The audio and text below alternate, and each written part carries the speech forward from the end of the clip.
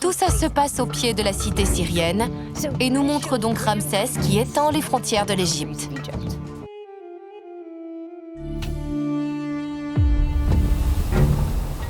Dans sa jeunesse, le prince Ramsès a accompagné son père, Séti Ier, dans ses campagnes militaires, apprenant ainsi comment diriger et faire la guerre.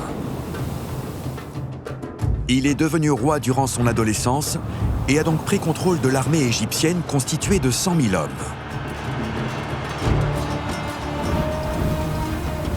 Il les a menés en personne dans la bataille contre l'Empire hittite à Kadesh et il est revenu en vainqueur dans son pays.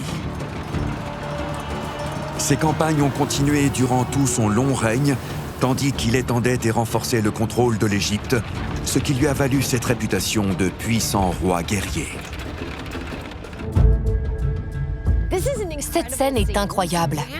On y voit Ramsès dans son char, qui fait tomber un ennemi de son propre véhicule et qui s'apprête à lui planter une lance dans le corps.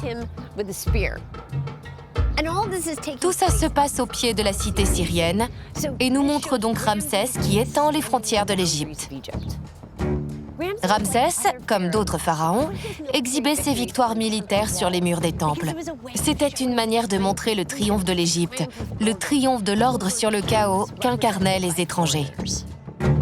Ces scènes, ainsi que d'autres preuves de l'époque, suggèrent que Ramsès se battait vraiment aux côtés de ses hommes, contrairement à de nombreux pharaons qui s'en vantaient mais n'ont jamais réellement combattu.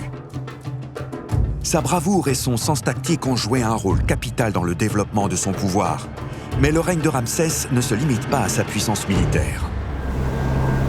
L'archéologue égyptien Fatih Yassine dirige des fouilles sur le site de Deir el-Bahari à Luxor, où Ramsès a fait inhumer de nombreux nobles dans le complexe funéraire de El Asasif.